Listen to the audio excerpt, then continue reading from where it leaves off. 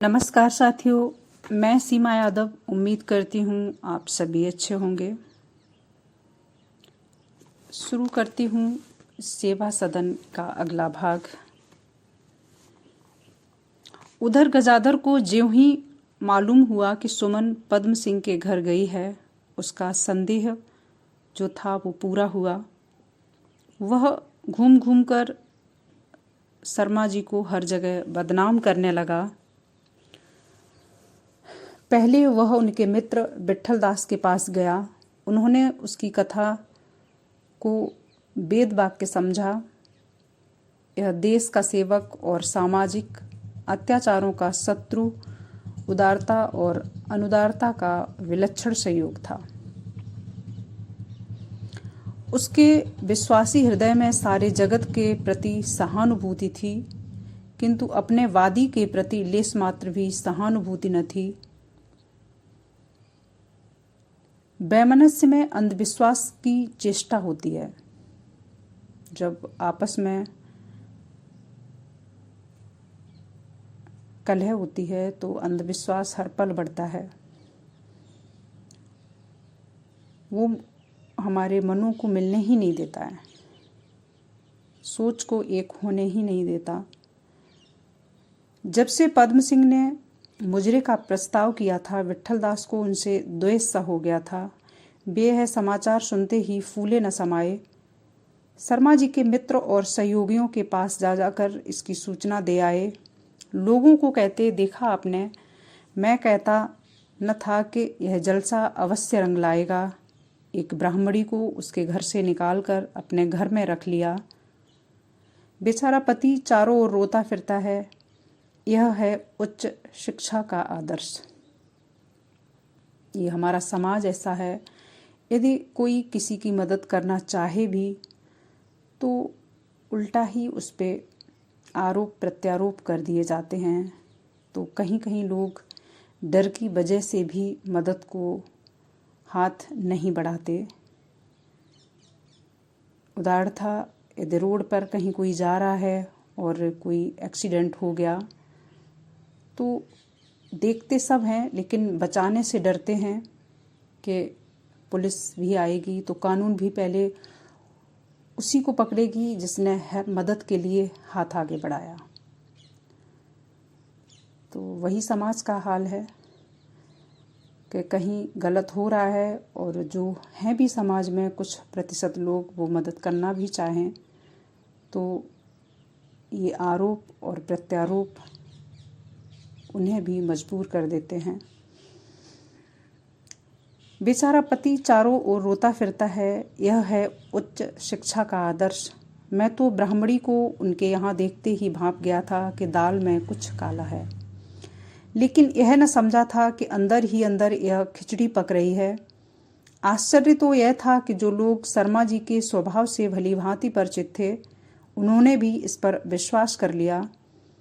दूसरे दिन प्रातःकाल जीतन किसी काम से बाहर गया। चारों तरफ यही चर्चा सुनी। दुकानदार पूछते थे, क्यों जीतन भाई, नई मालकिन के क्या रंग ढंग हैं? जीतन यह आलोचनापूर्ण बातें सुनकर घबराया हुआ घर आया और बोला, भैया, बहू जी ने जो गजाधर की दुल्हन को घर में ठहरा लिया है, इस पर बाजार में बड़ी बदनामी हो रही है। ऐसा मालूम होता है कि यह गजाधर से लड़कर आई है। वकील साहब ने यह सुना तो एकदम सख्ते में आ गए। कचहरी जाने के लिए अचकन पहन रहे थे, एक हाथ आस्तीन में, दूसरा बाहर। कपड़े पहनने की भी सुधि न रही। उन्हें जिस बात का भय था वह हो ही गई। अब उन्हें गजाधर की लापरवाही का मर्म ज्ञात हुआ। मूर्तिवत खड़े सोचते रहे कि क्या करूं। इसके सिवा और कौन सा उपाय कि उसे घर से निकाल दूं। उस पर जो बीतनी हो बीते, मेरा क्या बस है। किसी तरह बदनामी से तो बचूं। सुभद्रा पर भी झुंझलाए। इसे क्या पड़ी थी कि उसे अपने घर में ठहराया, मुझसे पूछा तक नहीं। उसे तो घर में बैठे रहना है, दूसरों के सामने तो मेरी आंखें नीची होंगी, मगर यहाँ से निकाल दूंगा तो बेचारी जाएगी कहाँ। यहाँ तो उसका कोई ठिकाना मालूम नहीं होता। गजादर अब उसे शायद अपने घर में न रखेगा। आज दूसरा दिन है, उसने खबर तक नहीं ली। इससे तो यह विदित होता है कि उसने उसे छोड़ने का निश्चय कर लिया। दिल में मुझे दयाहीन और क्रूर ही तो समझेगी, लेकिन बदनामी से बचने का यही एकमात्र उपाय है। इसके सिवा और कुछ नहीं हो सकता। यह विवेचना करके वह जीतन से बोले, तुमने अब तक मुझसे क्यों न कहा। लेकिन इसकी जगह दूसरा भी उपाय हो सकता था कि उसे किसी जगह एक छोटी सी नौकरी दिला के या किसी संस्था से जोड़ के भी तो उसका गुजारा चल सकता था। लेकिन वकील साहब ने वो नहीं सोचा, जो आज भी हमारे समाज में बहुत कम सोच है। जीतन, सरकार मुझे आज ही तो मालूम हुआ है, नहीं तो जान लो भैया मैं बिना कहे नहीं रहता। शर्मा जी, अच्छा तो घर में जाओ और सुमन से कहो कि तुम्हारे यहाँ रहने से उनकी बदनामी हो रही है। जिस तरह बन पड़े आज ही यहाँ से चली जाए। जरा आदमी की तरह बोलना, लाठी मत मारना। खूब समझा कर कहना कि उनका कोई बस नहीं है। जीतन बहुत प्रसन्न हुआ। उसे सुमन से बहुत चिढ़ थी, जो नौकरों को उन छोटे मनुष्यों से होती है जो उनके स्वामी के मुंह लगे होते हैं। सुमन की चाल उसे अच्छी नहीं लगती थी। बुढ़े लोग साधारण बनाव श्रृंगार को भी संदेह की दृष्टि से देखते हैं। वह गंवार था, काले को काला कहता था, उजले को उजला। काले को उजला करने का ढंग उसे न आता था। यद्यपि शर्मा जी ने समझा दिया था कि सावधानी से बातचीत करना, किंतु उसने आते ही सुमन का नाम लेकर जोर से पुकारा। जीतन की आवाज सुनकर वह चौंक पड़ी, कातर नेत्रों से उसकी ओर देखने लगी। जीतन बोला, कहती ताकती क्या हो, वकील साहब का हुक्म है कि आज ही यहाँ से चली जाओ। सारे देश भर में बदनाम कर दिया है उनको तुमने, तुम्हें तो लाज नहीं। बाड़ा आप गए, चार हाथ की पगैया भी लेते गए, कहावत। तुम्हें तो लाज नहीं, उनका तो नाम है एक समाज में। सुभद्रा के कान में भनक पड़ी, आकर बोली, क्या है जीतन, क्या कह रहे हो। कुछ नहीं, सरकार का हुक्म है, यह अभी यहाँ से चली जाएं, देश भर में बदनामी हो रही है। सुभद्रा, तुम जाकर जरा उन्हीं को यहाँ भेज दो। सुमन की आंखें आंसुओं से भर गईं। खड़ी होकर बोली, नहीं बहू जी, उन्हें क्यों बुलाती हो। कोई किसी के घर में जबरदस्ती तो नहीं रह सकता। मैं अभी चली जाती हूँ। अब इस चौखट के भीतर फिर कभी पांव भी न रखूंगी। विपत्ति में हमारी मनोवृत्तियां बड़ी प्रबल हो जाती हैं। उस समय बेमुरौवती घोर अन्याय प्रतीत होती है और सहानुभूति असीम कृपा। जब समाज मनुष्य को चारों तरफ से तोड़ देता है तो कहीं से, चाहे वो गलत ही सही, कोई सर पे हाथ रखे तो वो भी बहुत अपनापन और प्यारा सा दिखता है, क्योंकि वो उस वक्त चारों तरफ से टूटा हुआ, बिखरा हुआ, दर्द सहता हुआ कराह रहा होता है। तो यहाँ मैं सुमन को गलती नहीं दूंगी कि वक्त ने उसको कहाँ पे आ पटका। पहले पिता, फिर पति और अब समाज। क्योंकि ये सच है कि आज भी एक लड़की समाज में इन भेड़ियों के सामने नहीं लड़ पाती, कहीं न कहीं कमज़ोर पड़ जाती है। तो हमें सिखाना चाहिए सारी चीज़ें, बेटियों को भी और बेटों को भी, सही क्या है और गलत क्या है। बेटे हैं तो उनको उनकी बहन का उदाहरण देकर समझाएं, ज़रूर समझाएं। बेटियां हैं तो उनके भाई भी हैं। क्योंकि आजकल एकाकी परिवार हैं तो बच्चे इतनी जल्दी चीज़ें नहीं समझते।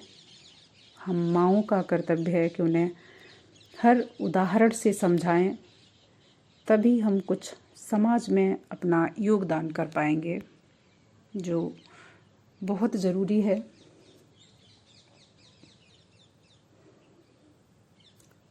सुमन को शर्मा जी से ऐसी आशा तो न थी। उस स्वाधीनता के साथ जो आपत्ति काल में हृदय पर अधिकार पा जाती है, उसने शर्मा जी को दुरात्मा, भीरू, दया शून्य तथा नीच ठहराया। तुम आज अपनी बदनामी को डरते हो। तुमको इज्जत बहुत प्यारी है। अभी कल तक एक वेश्या के साथ बैठे हुए फूले नहीं समाते थे, उसके पैरों तले आंख बिछाते थे, तब इज्जत की बात न थी। लेकिन आज तुम्हारी इज्जत में बट्टा लग गया। उसने सावधानी से संदूकची उठा ली और सुभद्रा को प्रणाम करके चली गई।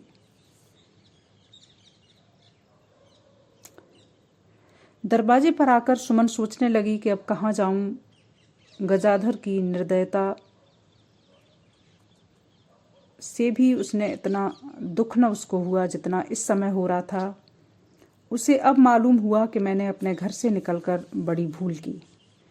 मैं सुभद्रा के बल पर कूद रही थी। मैं इन पंडित जी के कितना भला समझती थी, पर अब मुझे मालूम हुआ कि यह भी रंगे हुए सियार ही निकले। अपने घर के सिवा अब मेरा कोई ठिकाना नहीं।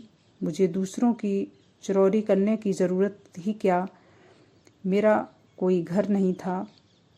क्या मैं इसके घर जन्म काटने आई थी? 2-4 दिन में जब उनका क्रोध शांत हो जाता, आप ही चली जाती। ओह नारायण, क्रोध में बुद्धि कैसी भ्रष्ट हो जाती है। मुझे इनके घर को भूलकर भी न आना चाहिए था। मैंने अपने पाँव में आप ही कुल्हाड़ी मारी। वह अपने मन में न जाने क्या क्या समझते होंगे। तभी तो कहते हैं, चाहे वो तुम्हारा कितना परम मित्र हो, तुम्हारा रिश्तेदार ही हो, कोई भी हो, भाई बहन, यदि तुम्हारी स्थिति उससे कमतर है तो वहाँ बेवजह कभी नहीं जाना चाहिए। क्योंकि वहाँ तुम अपना सम्मान तो खोते ही हो, अपनी इज्जत भी खो देते हो। क्योंकि उनकी नज़रों में तुम हमेशा उन्हें एक ज़रूरतमंद ही दिखाई देते हो कि आपको कुछ न कुछ ज़रूरत होगी, कोई काम होगा, इसलिए तुम उनके पास पहुँचे या तुमने उन्हें याद किया। वक्त के हिसाब से लोग रिश्ते भी भूलने लगे हैं। आज समाज बराबरी के लोगों से ही रिश्ते चलाने में भी खुशी महसूस करता है, जो आने वाले समय में हमारे समाज को और बुरी तरीके से बिखेरने वाला है। तो हमारा काम है कि हम अपने बच्चों में इतना प्रेम तो बनाए रखें, उन्हें हर चीज़ का थोड़ा थोड़ा इतना तो ज्ञान दें कि पैसा आना जाना है, कोई थोड़ा कम, कोई थोड़ा ज़्यादा, लेकिन जो रिश्ते होते हैं, रिश्तों की डोर होती है, बड़े प्यार और विश्वास की बनी होती है, जो नहीं टूटनी चाहिए। क्योंकि दुनिया में सारी चीज़ें खोखली ही तो हैं। 2 रिश्ते भी न बचे तो फिर क्या है? आना जानो तो यूं ही अकेला है।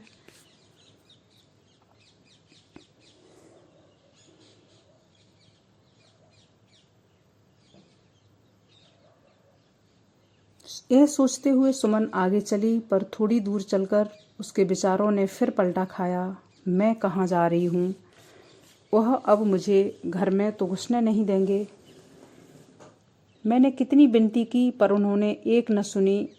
जब केवल रात को कई घंटे की देर हो जाने से उन्हें इतना संदेह हो गया, तो अब तो मुझे पूरे 24 घंटे हो चुके और मैं सामत की मारी वहीं आई जहाँ मुझे ना आना चाहिए था। वह तो अब मुझे दूर से ही दुत्कार देंगे और मैं यह दुत्कार क्यों सहूँ? विनाश काले विपरीत बुद्धि। मुझे कहीं रहने का स्थान चाहिए, खाने भर को किसी न किसी तरह कमा लूँगी। उसे नहीं पता कि दुनिया कितनी विचित्र है। हर जगह भेड़िए मुंह फाड़े खड़े हैं। कपड़े भी सियूंगी तो खाने भर को मिल जाएगा, फिर किसी की धौंस क्यों सहूं। इनके यहाँ मुझे कौन सा सुख था। व्यर्थ में एक बेड़ी पैरों में पड़ी हुई थी और लोक लाज से मुझे वह रख भी लें तो उठते बैठते ताने दिया करेंगे। बस चलकर एक मकान ठीक कर लूं। भोली क्या मेरे साथ इतना भी सलूक न करेगी। वह मुझे अपने घर बार बार बुलाती थी, क्या इतनी दया भी न करेगी। अमोला चली जाऊं तो कैसा हो, लेकिन वहाँ पर कौन है। अम्मा थीं जो मर गईं। शांता है, उसी का निर्वाह होना कठिन है। मुझे कौन पूछने वाला है। मामी जीने न देंगी, छेद छेद कर मार डालेंगी। चलूं भोली से कहूं, देखूं क्या कहती है। आज एक वर्दीधारी ईमानदार पिता की बेटी की हालत वो है कि उसको दुनिया में कहीं रहने का ठिकाना भी नहीं। सम्मान इज्जत तो छोड़ो। कुछ न हुआ तो गंगा तो कहीं नहीं गई। यह निश्चय करके सुमन भोली के घर चली। इधर उधर ताकती थी कि कहीं गजाधर ना आता हो। भोली के द्वार पर पहुंचकर सुमन ने सोचा, इसके यहाँ क्यों जाऊं, किसी पड़ोसन के घर जाने से काम न चलेगा। इतने में भोली ने उसे देखा और इशारे से ऊपर बुलाया। भोली का कमरा देखकर सुमन की आंखें खुल गईं। एक बार वह पहले भी आई थी, लेकिन नीचे के आंगन से ही लौट गई थी। कमरा फर्श, मनसद, चित्रों और शीशे के सामानों से सजा हुआ था। एक छोटी सी चौकी पर चांदी का पानदान रखा हुआ था। दूसरी चौकी पर चांदी की तस्तरी और चांदी का एक गिलास। सुमन यह सामान देखकर दंग रह गई। भोली ने पूछा, आज यह संदूकची लिए इधर कहाँ से आ रही थीं? सुमन, यह राम कहानी फिर कहूँगी। इस समय तुम मेरे ऊपर कृपा करो कि मेरे लिए कहीं अलग एक छोटा सा मकान ठीक करा दो। मैं उसमें रहना चाहती हूँ। भोली ने विस्मित होकर कहा, यह क्यों? क्या शौहर से लड़ाई हो गई है? नहीं, लड़ाई की क्या बात है, अपना जी ही तो है। जरा मेरे सामने ताको। हाँ, चेहरा साफ कह रहा है, क्या बात हुई है? सच कहती हूँ, कोई बात नहीं। अगर अपने रहने से किसी को कोई तकलीफ हो तो क्यों रहे। भोली, अरे तो मुझसे साफ साफ कहती क्यों नहीं, किस बात पर बिगड़े हैं? सुमन बोली, बिगड़ने की कोई बात नहीं। जब बिगड़ ही गए तो क्या रह गया। भोली, तुम लाख छिपाओ, मैं ताड़ गई। सुमन, बुरा न मानो तो कह दूं, मैं जानती भी थी कि कभी न कभी तुमसे खटकेगी जरूर। एक गाड़ी में कहीं अरबी घोड़ी और कहीं लद्दू टट्टू जुत सकते हैं, यानी कि बेमेल जोड़ा। तुम्हें तो किसी बड़े घर की रानी बनना चाहिए था, मगर पाले पड़ी एक खूसट के जो तुम्हारा पैर धोने लायक भी नहीं। तुम ही हो कि यूं निभा रही हो। दूसरी होती तो मियाँ पर लात मारकर कब की चली गई होती। अगर अल्लाह ताला ने तुम्हारी शक्ल सूरत मुझे दी होती तो मैंने अब तक सोने की दीवार खड़ी कर ली होती। मगर मालूम नहीं तुम्हारी तबीयत कैसी है। तुमने शायद अच्छी तालीम नहीं पाई। सुमन, मैं 2 साल तक एक ईसाई लेडी से पढ़ी हूँ। भोली, तो 3 साल की और कसर रह गई। इतने दिन और पढ़ लेती तो फिर यह ताक न लगी रहती। मालूम हो जाता कि हमारी ज़िंदगी का क्या मकसद है, हमें ज़िंदगी का लुत्फ़ कैसे उठाना चाहिए। हम कोई भेड़ बकरी तो नहीं कि माँ बाप जिसके गले मर दें बस उसी के हो रहें। अगर अल्लाह को मंजूर होता कि तुम मुसीबतें झेलो तो तुम्हें परियों की सूरत क्यों देता। यह बेहुदा रिवाज यहीं के लोगों में है कि औरत को इतना जलील समझते हैं। नहीं तो सब मुल्कों की औरतें आज़ाद हैं, अपनी पसंद से शादी करती हैं और उससे रास नहीं आती तो तलाक ले लेती हैं, लेकिन हम सब वही पुरानी लकीर पीटते रह जाते हैं। भोली ने उसे चने की झाड़ पर चढ़ाना शुरू कर दिया। यानी कि जो रास्ता गलत था। सुमन ने सोचकर कहा, क्या करूं बहन, लोक लाज का डर है, नहीं तो आराम से रहना किसको बुरा मालूम होता है।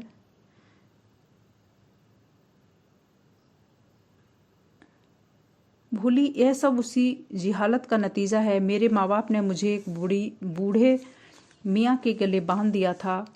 उसके यहाँ दौलत थी, सब तरह का आराम था, लेकिन उसकी सूरत से मुझे नफरत थी। मैंने किसी तरह 6 महीने तो काटे, आखिर निकल खड़ी हुई। जिंदगी जैसी नियामत रो रो कर दिन काटने के लिए नहीं दी गई। जिंदगी का कुछ मजा ही न मिला तो उससे फायदा ही क्या। पहले मुझे भी डर लगता था कि बड़ी बदनामी होगी, लोग मुझे जलील समझेंगे, लेकिन घर से निकलने की देरी, फिर तो मेरा वह रंग जमा के अच्छे अच्छे खुशामदें करने लगे। गाना मैंने घर पर ही सीखा था, कुछ और सीख लिया, बस सारे शहर में धूम मच गई। आज यहाँ कौन रईस, कौन महाजन, कौन मौलवी, कौन पंडित, जो मेरे तलवे सहलाने अपनी इज्जत न समझे। मंदिरों में, ठाकुरद्वारों में मेरे मुजरे होते हैं, लोग मिन्नतें करके ले जाते हैं। इससे मैं अपनी बेइज्जती कैसे समझूं।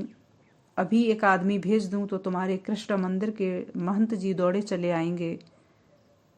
अगर कोई इसे बेइज्जती समझे तो समझा करे। सुमन, भला यह गाना कितने दिन में आएगा। भोली, तुम्हें 6 महीने में आ जाएगा, यहाँ गाने को कौन पूछता है। बस चली हुई गजलों की धूम है, 2-4 ठुमरियाँ और कुछ थिएटर के गाने आ जाएं और बस फिर तुम ही तुम हो। यहाँ तो अच्छी सूरत और मज़ेदार बातें चाहिए, सो खुदा ने ये दोनों तुम्हें कूट कूट कर भर दी। मैं कसम खाकर कहती हूँ सुमन, तुम एक बार इस लोहे की जंजीर को तोड़ दो, फिर देखो लोग कैसे दीवानों की तरह दौड़ते हैं। सुमन ने चिंतित भाव से कहा, यही बुरा मालूम होता है। भोली, हाँ हाँ कहो, यही कहना चाहती हो कि ऐरे गहरे सबसे बेशर्मी करनी पड़ती है। शुरू में मुझे भी यही झिझक होती थी, मगर बाद को मालूम हुआ कि यह ख्याल ही ख्याल हैं। यहाँ तो सिर्फ रईस लोग आते हैं, बस उन्हें फंसाए रखना चाहिए। अगर शरीफ है तब तो तबीयत आप ही आप उससे मिल जाती और बेशर्मी का ध्यान भी नहीं होता। लेकिन अगर उससे अपनी तबीयत न मिले तो उसे बातों में लगाए रहो, जहाँ तक उसे नोचते घसोटते बनो, नोचो घसोटो। आखिर को वह परेशान होकर खुद ही चला जाएगा, उसके दूसरे भाई और आ फंसेंगे। फिर पहल तो झिझक होती ही है, क्या शौहर से नहीं होती। जिस तरह धीरे धीरे उसके साथ झिझक दूर होती है, उसी तरह यहाँ होता है। आज एक ईमानदार इज्जतदार पिता की बेटी कोठे पर बैठने को तैयार थी। ये देन हमारे समाज और परिस्थिति की है कि एक बेटी को कहीं जगह नहीं मिली। सुमन ने मुस्कुराकर कहा, तुम मेरे लिए एक मकान ठीक कर दो। भोली ने ताड़ लिया कि मछली चारा कुतरने लगी। अब शिस्त को कड़ा करने की जरूरत है। बोली, तुम्हारे लिए यही घर हाजिर है, आराम से रहो। सुमन, तुम्हारे साथ न रहूंगी, बदनाम हो जाऊंगी। भोली, सुमन ने झेप कर कहा, नहीं। भोली, खानदान की नाक कट जाएगी। तुम तो हंसी उड़ाती हो। भोली, फिर क्या पंडित गजाधर प्रसाद नाराज हो जाएंगे। सुमन, अब मैं तुमसे क्या कहूँ। सुमन के पास यद्यपि भोली को जवाब देने के लिए कोई दलील न थी। भोली ने उसकी शंकाओं का मजाक उड़ाकर उन्हें पहले से ही निर्बल कर दिया था। वह उसके हृदय को डमाडोल कर रही थी। वह इस समय अपने भावों को शब्दों में न कह सकती थी। उसकी दशा उस मनुष्य की सी थी जो किसी बाग में पके फल को देखकर ललचाता है, पर माली के न रहते हुए भी उन्हें तोड़ नहीं सकता। इतने में भोली ने कहा, तो कितने किराए तक का मकान चाहती हो, मैं अभी अपने मामा को बुलाकर ताकीद कर दूं। सुमन, यही 2-3 रुपए। भोली, और क्या करोगी। सुमन, सिलाई का काम कर सकती हूँ। भोली बोली, तो अकेली रहोगी? हाँ, और कौन है?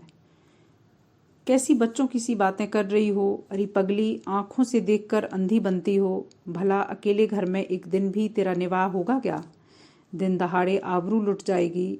इससे तो 1000 दर्जे यही अच्छा है कि तुम अपने शौहर के ही पास चली जाओ।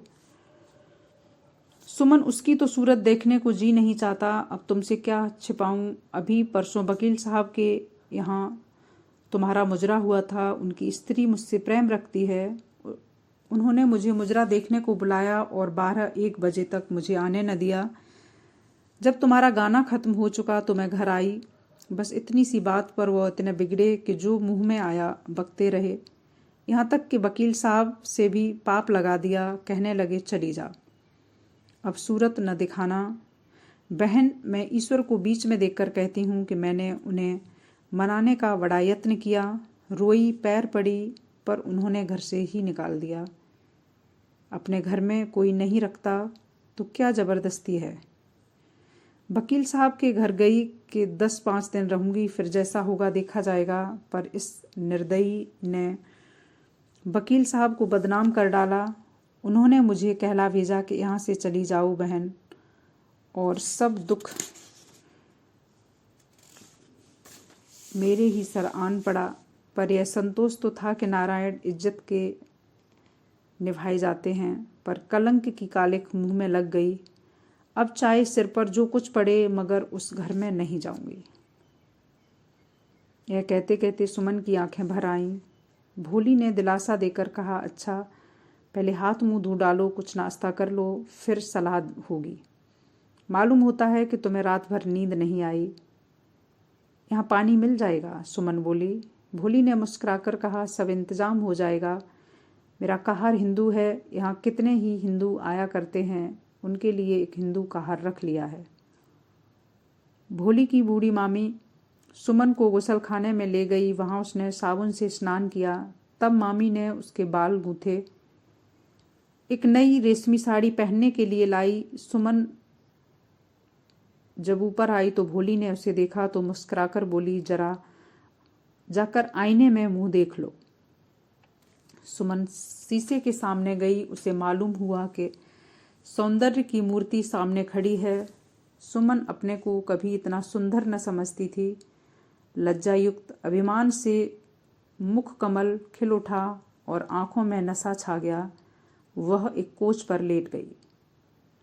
भोली ने अपनी मामी से कहा, क्यों जहूरन, अब तो सेठ जी आ जाएंगे पंजे में। जहूरन बोली, तलवे सहलाएंगे तलवे। थोड़ी देर में कहार मिठाइयाँ लाया। सुमन ने जलपान किया, पान खाया और फिर आईने के सामने खड़ी हो गई। उसने अपने मन में कहा, यह सुख छोड़कर उस अंध कोठरी में क्यों रहूं। भोली ने पूछा, गजादर शायद मुझसे तुम्हारे बारे में पूछें तो क्या कह दूं? कहला देना कि वो यहाँ नहीं है। भोली का मनोरथ पूरा हो गया। उसने निश्चय